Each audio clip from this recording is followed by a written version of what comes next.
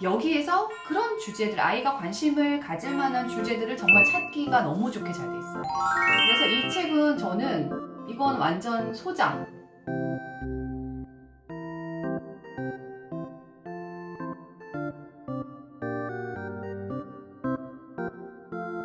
구독과 좋아요는 사랑입니다. 오늘 무슨 날인지 아시죠? 네. 5월 15일 오늘이 스승의 날이잖아요.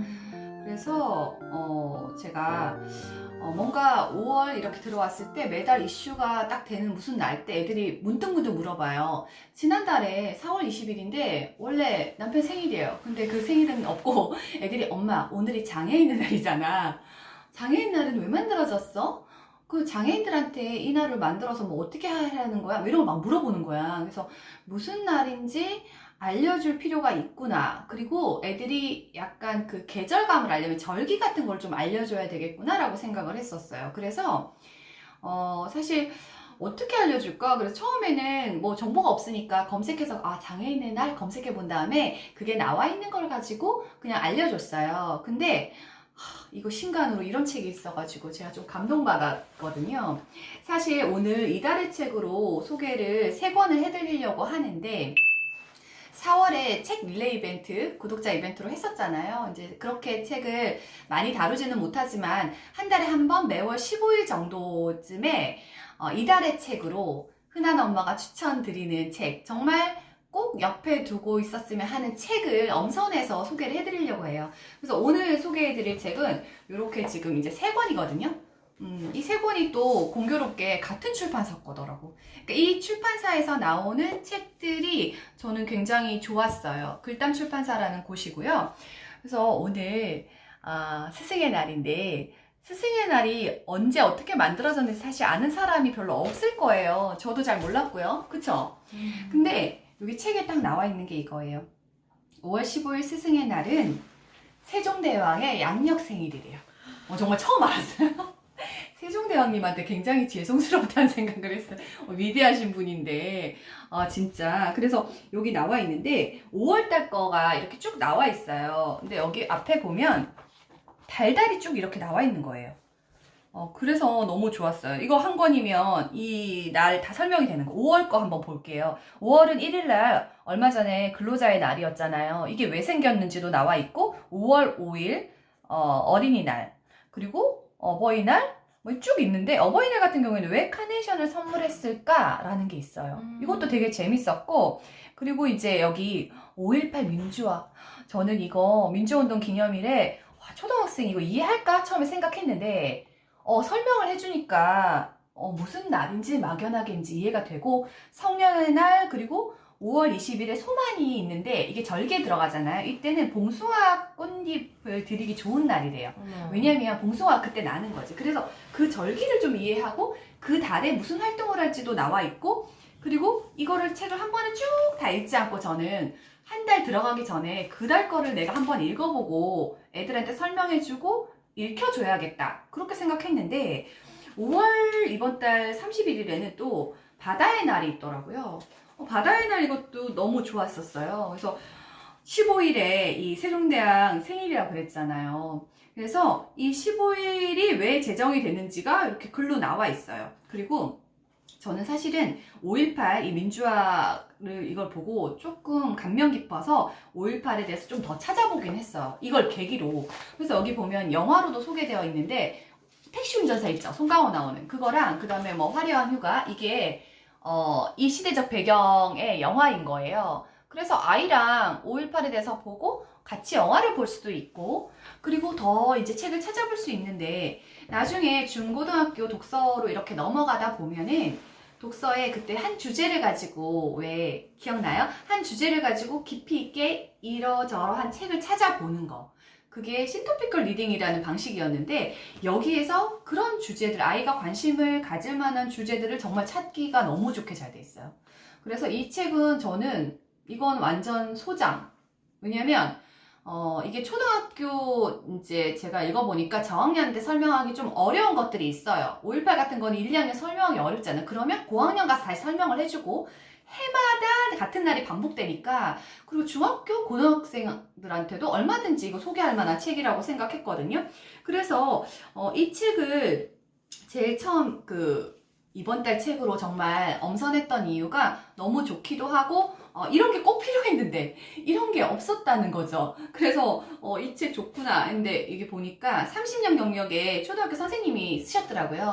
그래서 요 날이 되면 이 얘기를 애들한테 해주는 거죠. 그러면 그 날에 대해서도 아이들이 의미를 두고 그 달에 무슨 일이 있는지도 대략 알게 되고, 그리고 학교에 가면 특히 뭐 장애인 날이다 그러면 선생님이 또 얘기해 주시거든요. 그러면 그거에 대한 상세 정보를 여기서 또 찾아보고, 그래서 그러기에 너무 좋은 책.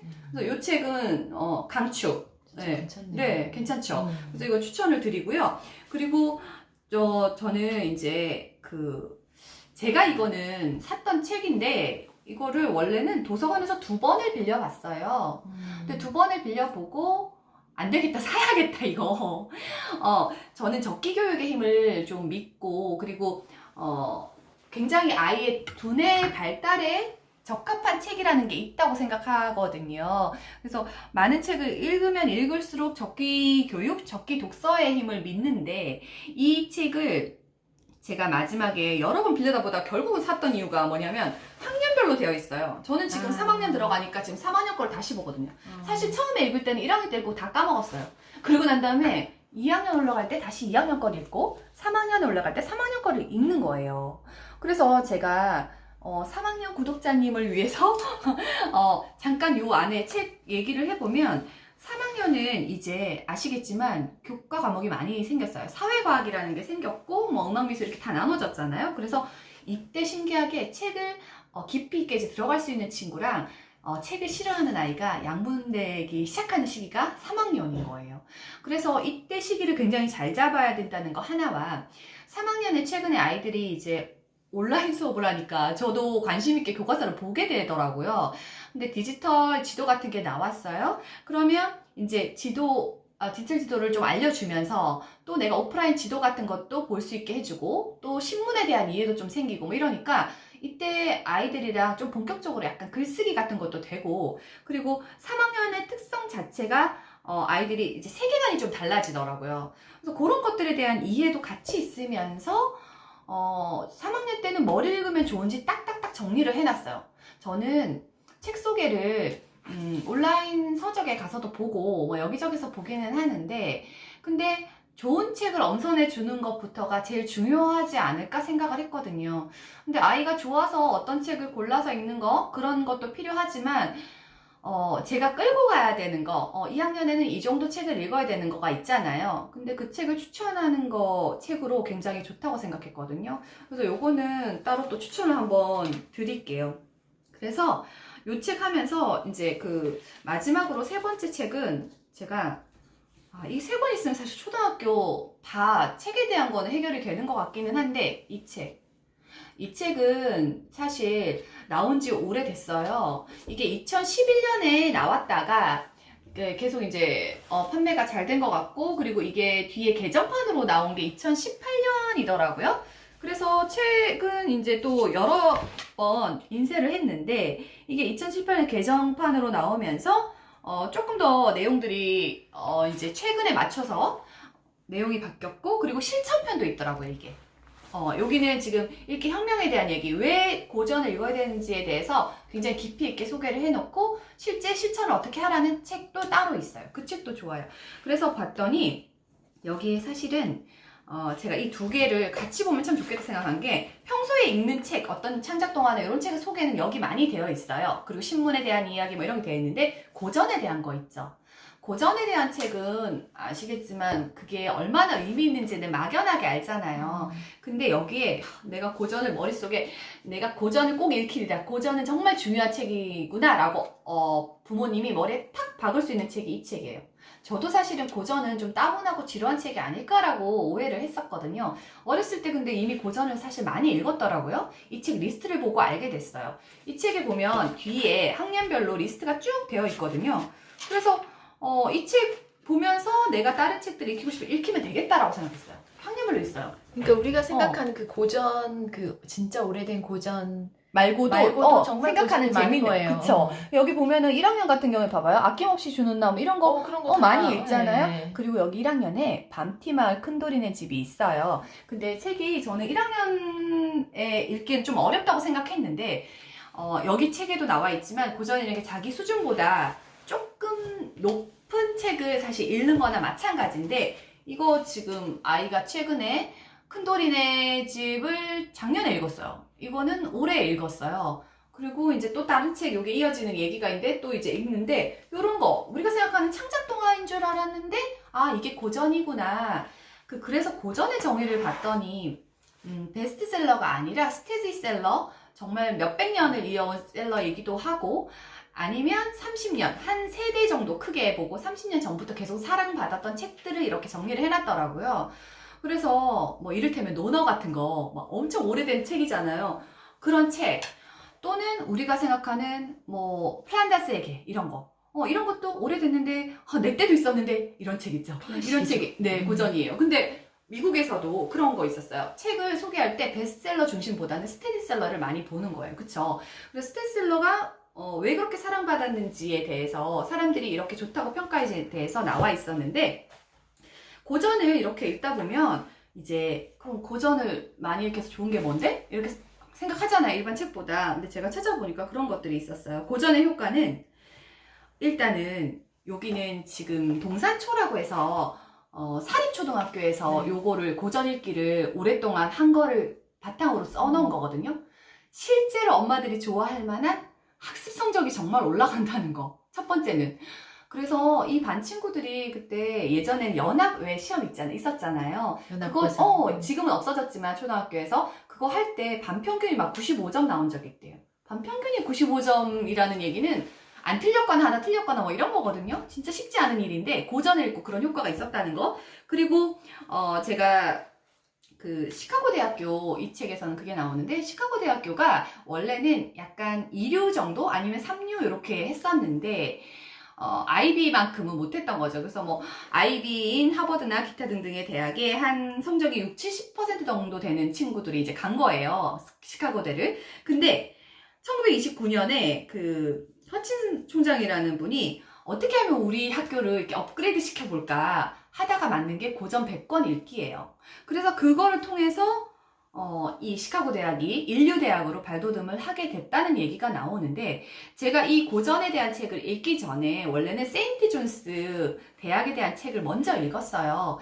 그 책에서 졸업생이 이제 쓴 책인데 그 책은 1870년대에 설립됐어요. 그러니까 훨씬 이전이죠. 먼저 시작한 거죠. 그래서 고전 100권을 4년 동안 수업을 해요. 수업이 그것뿐이에요. 고전 100권을 읽고 토론하고 자기 생각을 글 쓰는 거. 근데 그 100권 리스트가 장난이 아니더라고요. 그 100권에는 정말 그 세상의 모든 지식을 다 망라해서 수학에 대한 것도 있고 그리고 뭐 이제 예술에 대한 것도 있고요. 뭐 다른 인문학도 당연히 있고 철학도 있고 모든 책이 다 있더라고요. 그래서 저는 머리를 한 대 맞은 것처럼 그 책을 읽고 다시 생각해 보게 됐어요. 아, 공부가 단순하게 뭐 전공 공부 조금 하고 이런 게 중요한 게 아니구나. 내가 고전을 읽을 수 있고 그 고전이라는 게 예전에 정말 천재라고 우리가 생각했던 사람들이 있잖아요. 뭐 니체라든지 소크라테스 이런 사람들이 내 친구처럼 옆에서 알려주는 거. 그 사람이 지금 생존하지는 않지만 그러니까 어마어마한 그 위대한 정보를 받는 거구나 라는 거를 그때 한번 깨쳤고 그리고 초등학생은 아직 좀 힘들지 않을까라고 저는 사실 생각했어요. 근데 이 책을 만나고 아 초등학생이 되는구나 라고 생각을 바꾼 거거든요. 그래서 고전에 대한 이야기는 이제 내용이 또 많아서 따로 한번 소개를 해드리는 걸 하고 오늘 이제 이달의 책에서 그래서 이렇게 세 권을 지금 소개해 드렸잖아요. 저는 일단은 이 책은 여러분들이 만약에 이벤트로 당첨이 안 됐다 그럼 슬퍼하지 마시고 이 책은 정말 사기를 바래요.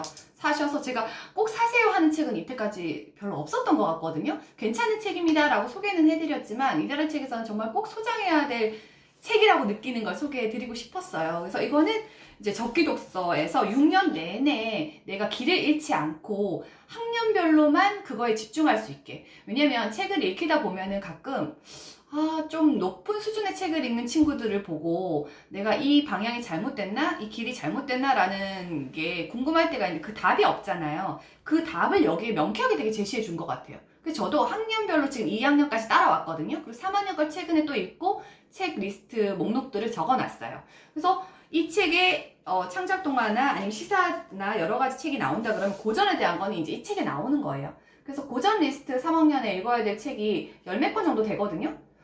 많지 않고 괜찮더라고요. 그래서 그거를 아주 천천히 일반 책과 다르게 일주일, 한 달에 걸쳐서 한 권을 읽는 형태로 되어 있어요. 그래서 이 책 소개를 해드립니다.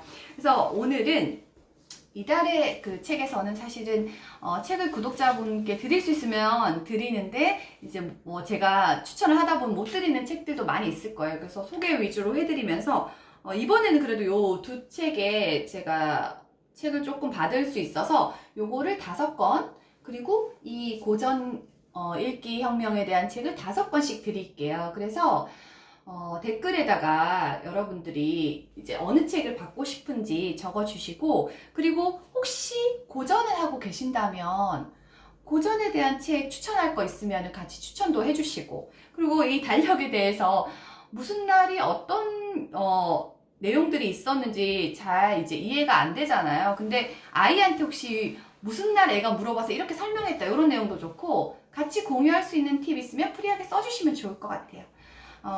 약간 한 달에 한 번씩 이렇게 오니까 책 소개가 자주 없어서 좀 서운한데 책에 대해서 깊이 있게 어떤 내용을 전달할 내용들은 또 이제 책 내용을 중심으로 잘 구성을 해서 우리가 모든 책을 다 읽을 수는 없잖아요. 그래서 이 영상 하나만 보면은 책 안 사도 저거 충분히 좋은 내용으로 내가 정보를 얻을 수 있네 하는 것들도 있을 거고 꼭 내가 사서 읽어봐야 되는 책들도 있을 것 같아요. 그래서 이달의 책에서는 이렇게 소장할 만한 가치가 있는 책 그런 책을 앞으로 월 한 번 소개를 해드리도록 하겠습니다. 이 책들 한 좀 1년 정도를 보고 사실은 천천히 읽어보시면 좋겠고 옆에 한 6년 같이 두고 가는 책으로 생각해 주시면 좋을 것 같습니다. 많이 참여해 주세요.